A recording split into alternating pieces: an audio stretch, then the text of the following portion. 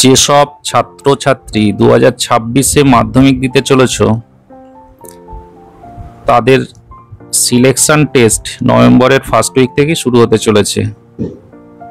So হাতে সময় খুবই কম তোমাদের। আশা রাখবো তোমরা অলরেডি ভালো রকম প্রিপারেশন নিয়েছো।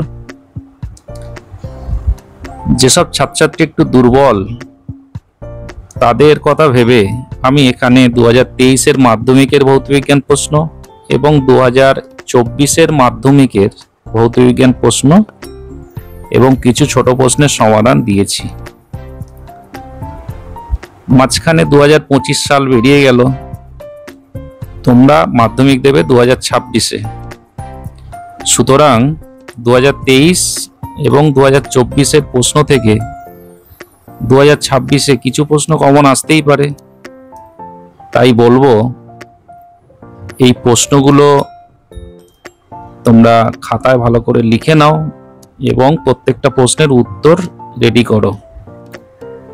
উত্তর করার সময় যদি কোনো প্রশ্ন নিয়ে তোমাদের সমস্যা হয় তাহলে কমেন্ট করে জানাও, আমি রিপ্লাই করার চেষ্টা করব।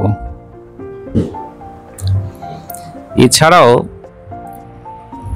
যারা ভৌতবিজ্ঞানে একটু দুর্বল তাদেরকে বলবো নিজেদের পছন্দ মতো কয়েকটা চ্যাপ্টার ভালো করে করো।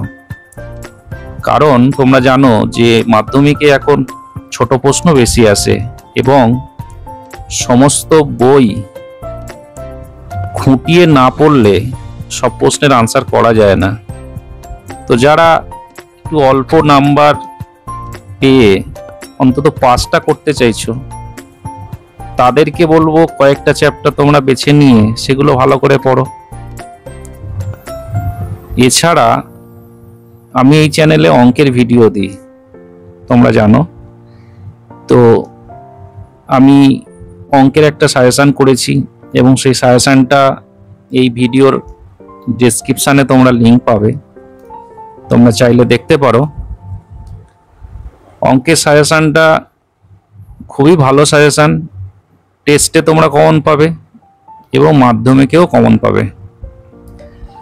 সাজেশনটা দেখবে যারা দুর্বল তাদের জন্য আমি কিছু স্পেশাল অঙ্ক, ইম্পর্টেন্ট অঙ্ক স্টার মার্ক করে দিয়েছি, সেগুলো ভালো করে করবে এবং